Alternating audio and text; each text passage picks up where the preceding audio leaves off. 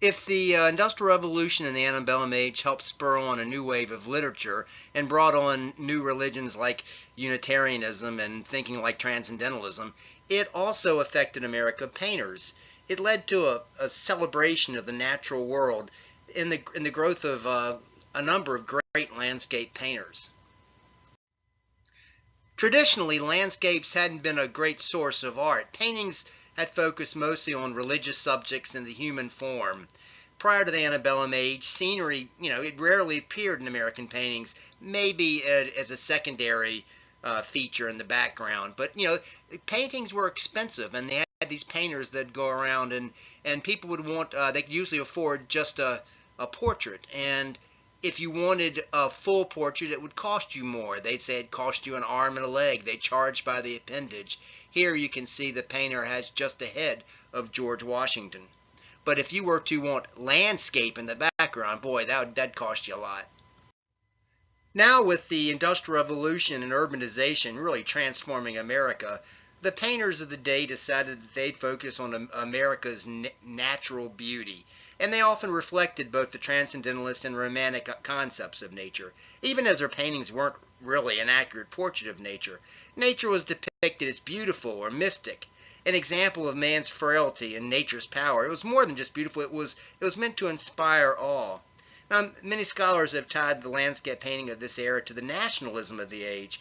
America was still untouched, and its beauty was much better than Europe and so forth.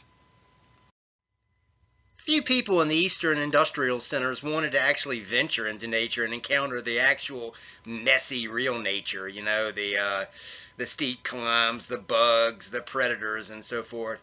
And so landscape painting offered many middle-class people in the cities really an escapist view of their industrial and urban life. When you live in an environment like this picture here, you can come home and you see a landscape painting and it's mystical, it's beautiful, and it kind of relaxes you, you appreciate it more.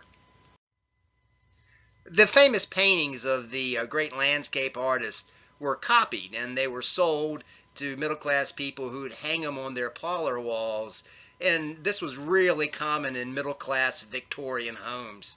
By the late 19th century, in the Victorian age, many landscape painters had really sort of degenerated into sentimentalism, like the lone Indian standing kind of crying or whatnot. The first large coffee table books, which were becoming popular at this time in these Victorian middle-class homes, included landscape pictures. All of this created, the desired respect for beauty and the awe of nature its painters intended. Historians have said that there are several different types of landscape paintings. One was called the picturesque.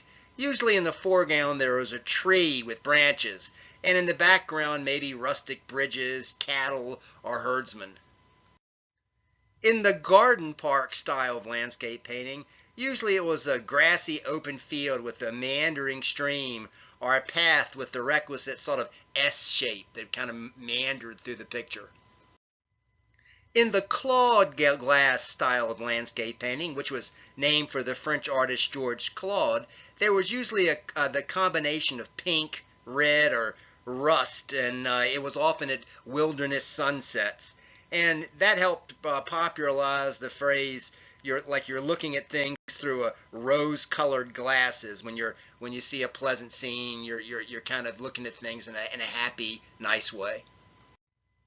In the sublime style of landscape painting, there was a much larger, broader view of nature. It started to stress its magnificence vastness, a sense of nature as infinite. Most American landscape painters tended to be of the sublime category, and popular among them were pictures of the Rocky Mountains.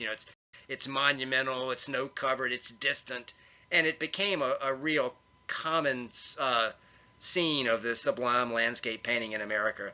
Other subjects were like of the Niagara Falls, the Yellowstone, Yosemite, Glacier Park, and of course the Grand Canyon. One of the most interesting of the American landscape painters was the painter Thomas Cole. Cole was actually born in England and immigrated to the United States with his family in 1818 and settled in the upper Ohio Valley.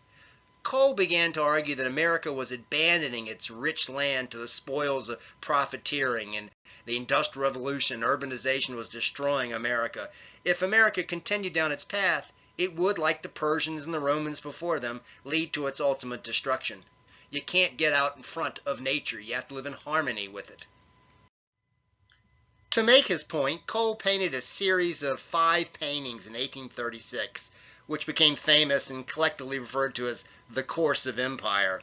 The paintings seem to suggest that civilization was in a feudal revolt against nature. And you see this in the sequential paintings. In the first one, this is called the Savage State. Humanity is integrated into a sublime and beautiful landscape, but mankind is almost, not even noticeable here. You can see it over on the left side, one little small thing, but it's basically nature. In the second picture, called the Pastoral State, the same scene is now much, much more tame, less majestic, with images of a city-state landscape beginning to form, and there are more people. In the third of the Course of Empire paintings, entitled The Consummation of Empire, nature was mostly disappeared behind a cluster of buildings crowded with people. This is where Cole was fearing America was going. You can't even really see nature. It's all man's creation. In the fourth painting, entitled Destruction, barbarian invaders slaughter the civilization. The clouds are replaced by smoke, and it's just destruction because they'd gotten too far away from nature. In the final portrait of the Course of Empire paintings, entitled Desolation, the ruins of the civilization are gradually overgrown by encroaching nature. The people are gone, but of course nature continues and will take over and correct it. This concludes the short video on landscape painting as a reaction to the early Industrial Revolution.